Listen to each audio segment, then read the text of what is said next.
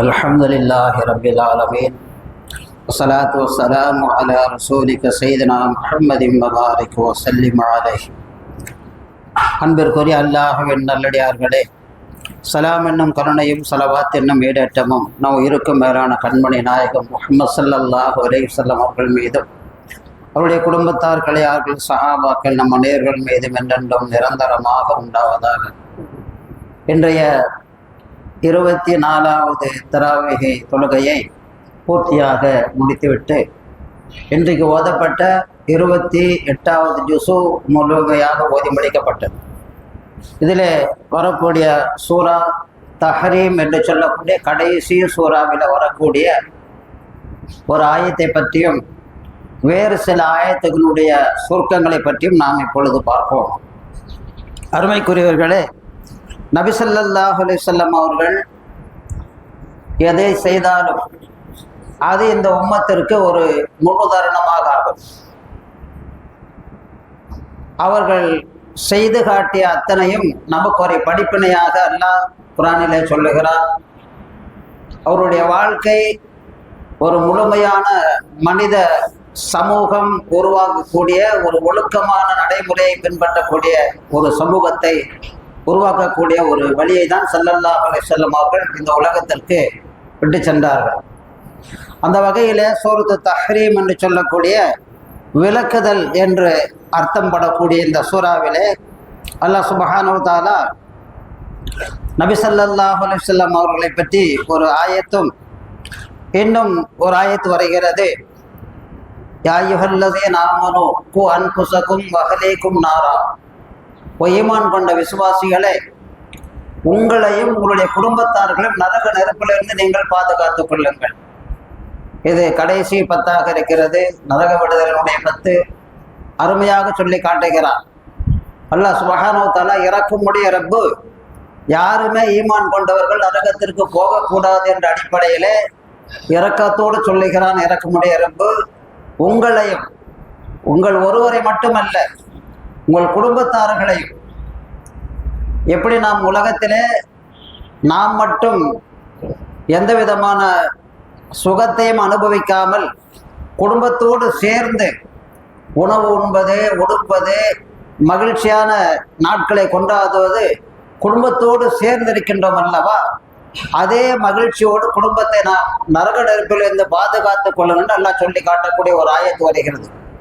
அடுத்ததாக நபி நூஹ் அலைஹிஸ்ஸலாத்து வஸ்ஸலாம் அவருடைய மனைவி பற்றியும் நபி லூத் அலைஹிஸ்ஸலாத்து வஸ்ஸலாம் அவருடைய மனைவி 2 பேரும் மிகப்பெரிய நபி.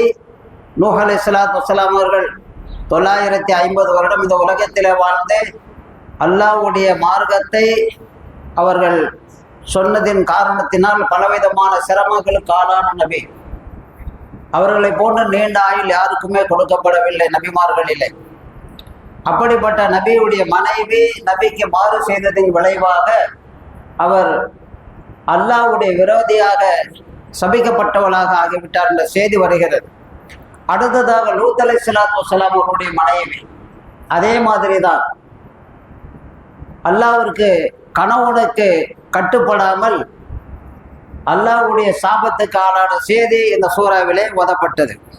அடுத்ததாக ஒரு ஆயத்து, முதலாவது ஆயத்தாக யா அய்யுஹன் நபியு லிம துஹர்ரிமு மா அஹல்லல்லாஹு லக தப்தகி மரதாத் அஸ்வாஜிக் வல்லாஹு கஃபூருர் ரஹீம். நபியே, மனைவிமார்களின் திருப்தியை நீ தேடி அல்லாஹ் உமக்கு அனுமதித்ததை ஏன் விளக்கினீர்? மேலும் அல்லாஹ் மிக்க மன்னிப்போன் பெரும் கிருபையாளர். அதாவது நபி ஸல்லல்லாஹு அலைஹி வஸல்லம் அவர்கள் மனைவிமார்களிலே முறை வைத்து ஒவ்வொரு வீடாக தங்குவார்கள். அந்த வகையிலே நபி ஸல்லல்லாஹு அலைஹி வஸல்லம் அவர்களுக்கு இனிப்பான பொருள் என்றால் கொஞ்சம் பிரியமாக இருக்கும். தேனை அதிகமாக விரும்பி சாப்பிடுவார்கள். தேனிலே செய்திருக்கக்கூடிய பானங்களை விரும்பி அருந்துவார்கள்.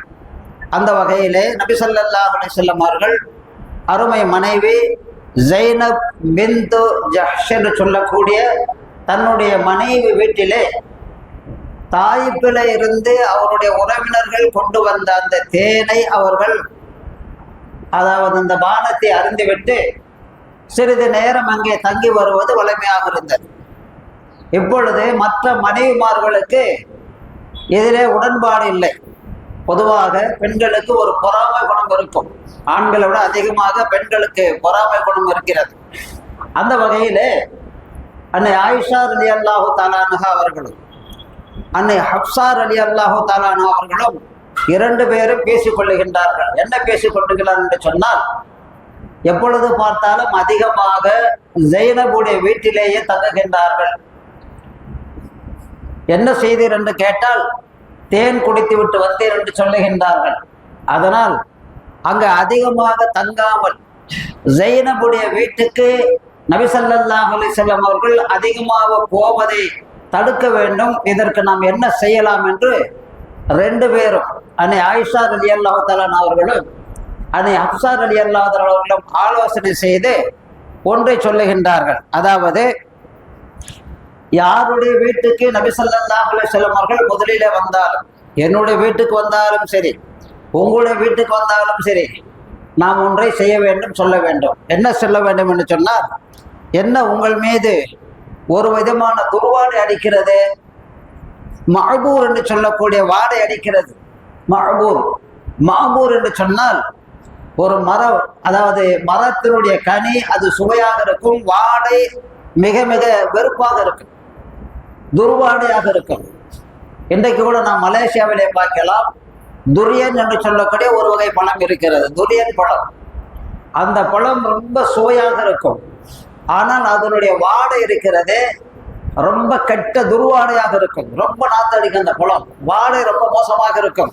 பழம் ரொம்ப ருசியாக இருக்கும். உடலுக்கு அவ்வளவு சக்தி உள்ள பழம் துரியன் பழம். மலேசியாவில் அதிகமாக விளையக்கூடிய பழங்கள். அதே மாதிரி நபி ஸல்லல்லாஹு அலைஹி வஸல்லம் என்னுடைய வீட்டுக்கு வந்தாலும் சரி, உங்க வீட்டுக்கு வந்தாலும் சரி, என்ன உங்க மீது மஅபூர் என்று சொல்லக்கூடிய ஒரு விதமான துர்வாடை அடிக்கிறது என்று நீங்கள் கேட்க வேண்டும். அப்பொழுதுதான் இதற்கு விடை கிடைக்கும் என்று சொல்லிவிட்டு முதலிலே ஹப்ஸா ரலியல்லாஹு அன்ஹா வீட்டுக்கு போகின்றார்கள். நபி ஸல்லல்லாஹு அலைஹி வஸல்லம் அவர்கள் ஜெய்னப் ரலியல்லாஹு அன்ஹா வீட்டிலே தேனை அறிந்து விட்டு எங்க வீட்டுக்கு போறாங்க. அப்பொழுது போகக்கூடிய நேரத்தில் அப்படியே மூக்க அப்படியே கொத்திக்கிட்டு, என்ன சாப்பிட்டு வந்தீங்க, இந்த மஅபூர் வாசனை அடிக்குது, ஒரே நாத்து அடிக்குது உங்க மேல. அருமைக்குரிய சகோதரர்களே, நபி ஸல்லல்லாஹு அலைஹி வஸல்லம் அவர்கள் துர்வாடை உள்ள பொருள்களை சாப்பிட மாட்டார்கள். காரணம் என்னவென்று சொன்னால், மலக்குமார்களோடு பேசக்கூடியவர்கள். ஜிப்ரீல் அலைஹிஸ்ஸலாத்து வஸ்ஸலாம் அவருடைய வருகை அடிக்கடி தரக்கூடிய நிகழ்வினால் நபி ஸல்லல்லாஹு அலைஹி வஸல்லம் அவர்களே சொல்லுகின்றார்கள், பச்சை வெங்காயம், பூண்டு போன்றவற்றை சாப்பிட்டு விட்டு நீங்கள் மஸ்ஜிதுக்கு வர வேண்டாம். காரணம், அது ஸ்மெல்லு வரும். பிரியாணி சாப்பிட்டு சட்னியில் இருக்கிறதுல வெங்காயம் சாப்பிட்டு நல்லா பல்ல தேய்ச்சிட்டு வாங்க இனிமேல். அது ஒரு அருவருப்பான ஒரு வாடை, மலக்குமார்களுக்கு அது பிடிக்காது. அதனால் நபி ஸல்லல்லாஹு அலைஹி வஸல்லம் அவர்கள் துர்வாடை உள்ள அந்த மாதிரி பொருள்களை அதிகமாக விரும்பி சாப்பிட மாட்டார்கள். நான் ஒன்றும் அப்படி எதுவும் சாப்பிடவில்லை, நான் தேன் தான் குடித்தேன். இல்லை, அந்தம்மா சொல்றாங்க, மனைவி தான் ஹப்ஸா ரலியல்லாஹு இல்லை ரொம்ப நாத்தடிக்குது. ஆயிஷா ரலியல்லாஹு அன்ஹா வீட்டுக்கு போனாலும் அவங்கள அதே தான் சொல்றாங்க. ரெண்டு பேரும் ஒன்னா பேசிக்கிட்டாங்க. இப்படிதான் நம்ம சொல்லணும். ஏன்னா அங்க போய் தங்குறது, அங்க போய் சாப்பிட்றது, தேன் சாப்பிட்றது இவங்களுக்கு பிடிக்கல இந்த மனைவிமார்களுக்கு. இப்பொழுது நபி ஸல்லல்லாஹு அலைஹி வஸல்லம் என்ன செய்யறாங்கன்னு சொன்னா, அல்லாஹ்வின் மீது ஆணையாக இனிமேல் நான் தேனை குடிக்க மாட்டேன், நான் இனிமேலே தேனை குடிக்க மாட்டேன் சத்தியம் செஞ்சுட்டாங்க. உடனே நபி ஸல்லல்லாஹு அலைஹி வஸல்லம் அவர்களுக்கு அல்லாஹ் சுப்ஹானஹு வ தஆலா இந்த ஆயத்தின் மூலமாக வஹி இறக்குகிறான். என்ன ஆயத் என்று சொன்னால், இப்பொழுது ஓதிய இந்த ஆயத், யா அய்யுஹன் நபியு லிம துஹர்ரிமு மா அஹல்லல்லாஹு லக தப்தகி மரதாத் அஸ்வாஜிக வல்லாஹு கஃபூருர் ரஹீம். நபியே, உம் மனைவிமார்களின் திருப்தியை நீர் தேடி அல்லாஹ் உமக்கு அனுமதித்ததை ஏன் விளக்கினீர்? உங்க மனைவிமார்களை திருப்திப்படுத்துவதற்காக வேண்டி உங்களுக்கு அல்லாஹ் ஹலாலாக்கி தந்திருக்கக்கூடிய பொருள், இதையே நீங்கள் விளக்குகின்றீர்கள்? அல்லாஹ் மிக்க மேலானவன், வல்லாஹு கஃபூருர் ரஹீம், மன்னிப்போன் பெரும் கிருபையாளன். இதிலிருந்து நமக்கு தெரியக்கூடியது, நாம் உண்ணக்கூடிய உணவுகளை இது எனக்கு பிடிக்காது. சில பேரை நாம் பார்க்கலாம், நான் கவுச்சே சாப்பிட மாட்டாங்க, நான் வெஜிடேரியன், ஐயோ அதெல்லாம் எங்கிட்ட வரக்கூடாது. சில பேர் இன்னும் சொல்ல போனா பீஃப் அது என்னமோ ரொம்ப ஹராமானது மாதிரியும் தடுக்கப்பட்டது மாதிரியும் சில பேர், ஐயோ அதெல்லாம் எங்கிட்ட வரக்கூடாது, அதெல்லாம் வேண்டாம்.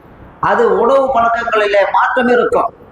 நமக்கு பிடிக்கல என்று சொன்னால் ஹராமை போன்றதை நினைக்க கூடாது, அது ஹலால் ஆக்கப்பட்ட பொருள்.